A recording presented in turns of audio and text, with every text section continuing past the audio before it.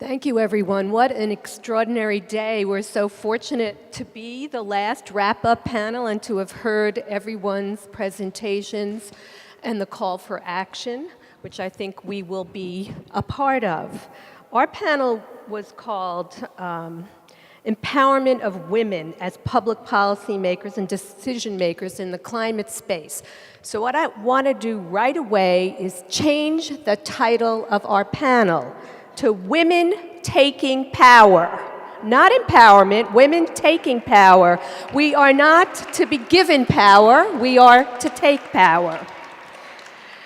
So just a little bit of background information before I get right to my extraordinary panelists here. Worldwide, women are vastly underrepresented in both national and local assemblies and parliaments.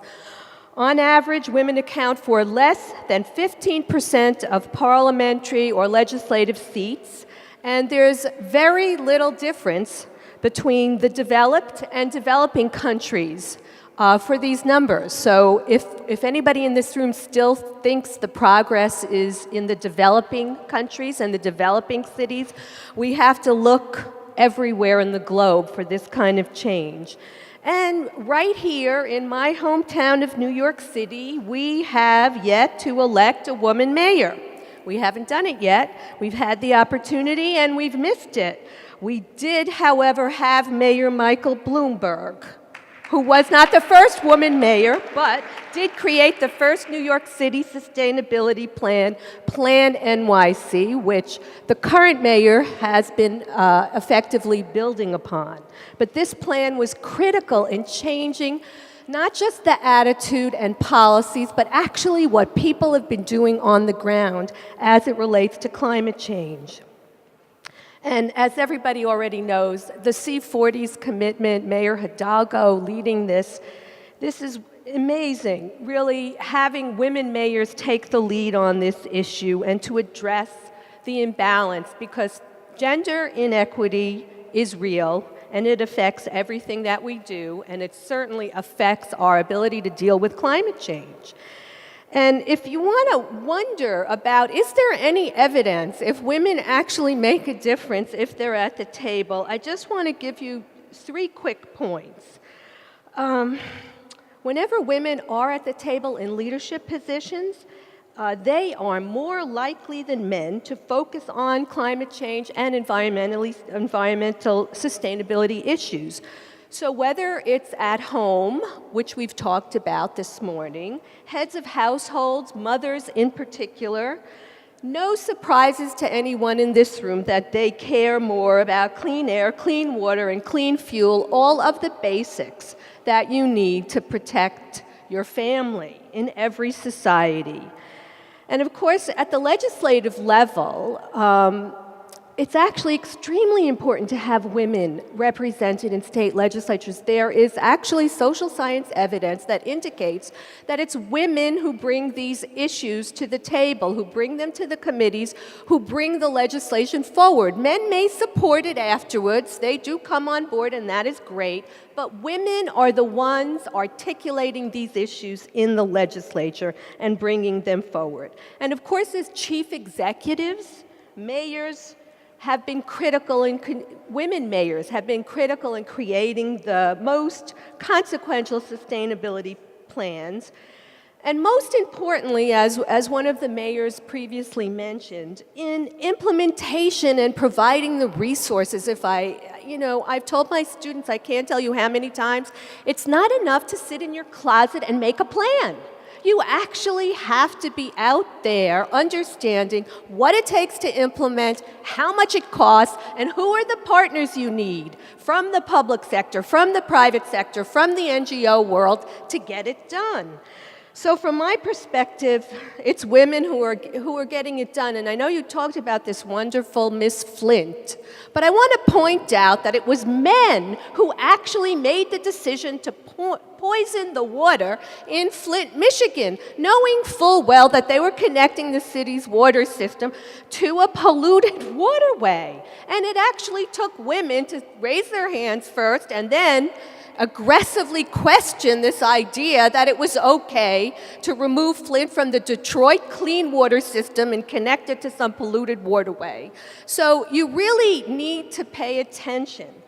We all need to pay attention to women. And what we need to do finally, what we need to do, from my perspective, and this won't surprise you, as an educator, but also as somebody who served for 4 years in Mayor Bloomberg's first administration, is we've got to educate and train women, especially young women. And they have to know the data, they have to know the science, and they have to understand the impact on ordinary people. We have to do all of that. We can't just be the ones simplifying. We have to be the ones at the table with the data and the ones who actually understand the data. I'm a strong advocate for women in STEM, and I'm a strong advocate for training women in the data-driven approaches to public policy, another hallmark of the Bloomberg administration and Bloomberg philanthropy. I did learn that from Mayor Bloomberg.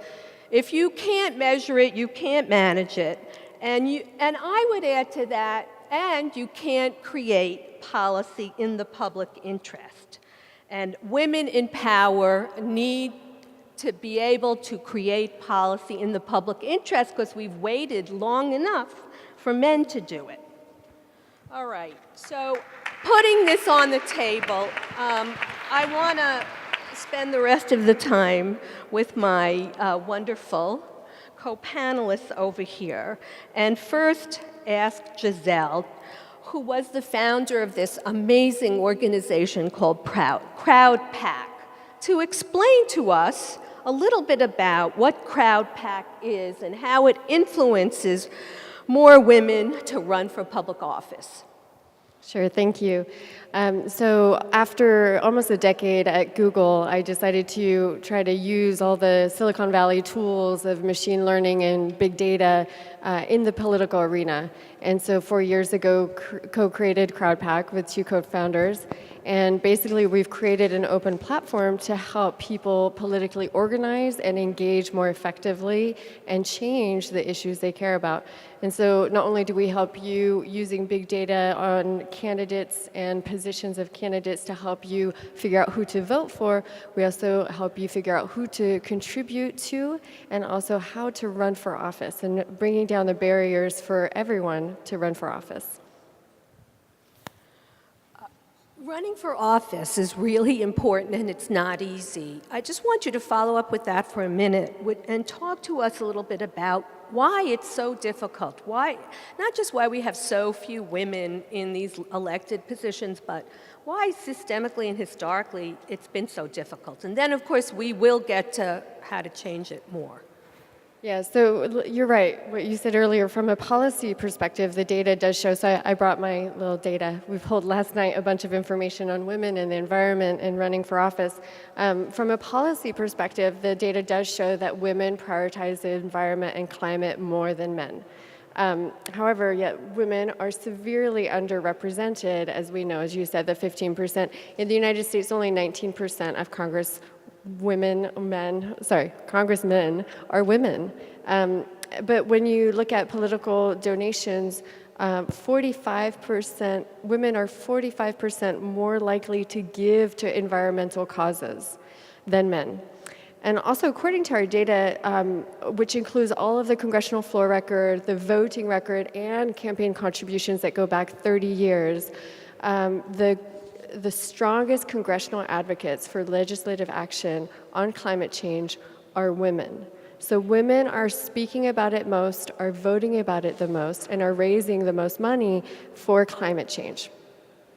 However, I think really the start of the change, since we know we don't have enough women, we have such an underrepresentation, and also if you look at in the states, we just flatlined. So in November, we net gained 0 women in Congress. So at this rate, we will never get to gender parity. But if you look at the last 8 election cycles, we have grown by 3 women in Congress. So by 21-26, we might get to gender parity. So what we really need to do to rectify this situation is get more women to run. Because when we look at the data of women, when they run for office, they have an equal chance as men to get elected. But women don't run for office unless they're asked or encouraged to do so. And so that's why we really think Crowdpac could be a game changer. We have a nomination tool that basically you can nominate anyone you want and yourself to run for office. And for example, I don't know if you've seen recently, Catherine Allen is running against Jason Chaffez in Utah. She just raised $450,000 in 5 days online and is now running for office. She hadn't declared until she saw she could raise enough money to do so. And Jason Chaffez thinks that climate change is a farce. So the other thing we also need to do is support women who run for office and support women in office. Our data shows that women are 25% more likely to donate to female candidates. However, women only make up a third of the campaign contributions. So we need women to donate more. We also found that women only donate a quarter proportionately to men of money that is given to environmental organizations. So that means women need to give to environmental organizations more. If you look at how much money is in politics, 30% of it comes from women, but the percentage that women get from men and women is equal. So that means men and women give equal dollar amounts to women. So what we need to do is get more women to donate. We also need to encourage men to back women. Okay, well, this is extremely important, and I want to get back to the point on donating to campaigns. But Gisel, you are working with the City Council in Barcelona, and you're advising on issues of gender and LGBTQ rights, and also on climate change, and have really done this work linking the rights of women to the issue of climate change. Could you talk to us about how can we get more female mayors and deputy mayors and city leaders to bring more women in and to get involved in the issue of climate change? And if you could point to some of the successful programs that the C40 has been engaged in. And with its network of 90 cities, I think that would be really helpful to us in thinking about a strategy and a plan. Thank you very much, Esther, and thank you all. It's for me a pleasure to participate in this conference. I'm representing Barcelona City Council, and we want to thank also Paris, the mayor of Paris, and all the mayors who are leading together this important issue, which is the fight against climate change. I think Esther said before, and some of the person that have the word in the stage, that we have women have to be in decision-making positions. We don't have to be just in the typically reserved position of women, such as health or education. We have to be in all the policies, on all the policies who has impact in the climate change. And I mean urban planning, I mean mobility, I mean economy. Another thing that we can do is spreading the debate. I think that the debate about climate change, due to its technological components, often deals excessively with the scientific aspects. And I think we need to work to spread this debate and encouraging the leadership of women. One thing that we are doing in Barcelona, in the different spaces, in the different organizations and participation roundtables, we established a rule. In all the participations, a minimum of 40% of women is guaranteed. Today we increased the 40%, and I think that's a really good news, but sometimes it's just 5%, 10% of women. And we need reference of women, empower another women, and we need experts, we need women in politics, and we need this reference. I think that's an important thing. Let me just share with you a few reflections we did in Barcelona, and I think we can share here today. We know that nowadays women, together with other vulnerable social groups, we are the main victims of the socio-ecological conflicts that provoke it in developing countries by destructive industries. Beyond that we are the victims and we can be victims, it's also evident that women are subjects of resistance.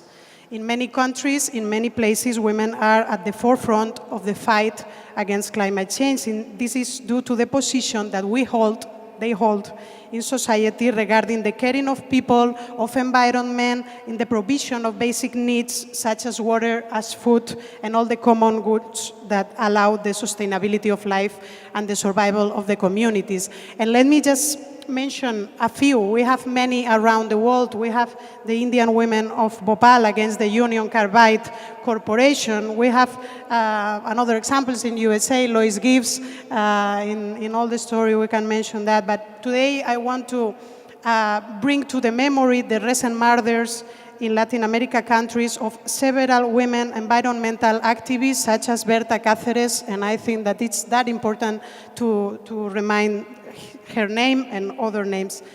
As a consequence, the actions that we are undertaking in terms of empowerment of women will be fundamental in stopping climate change, and it's also true of the inclusion of gender promoted by feminist movements everywhere on the urban and the economic and also in the ecological agendas. And cities also play an important role because we are part of the problem, but we have to be part of the solution.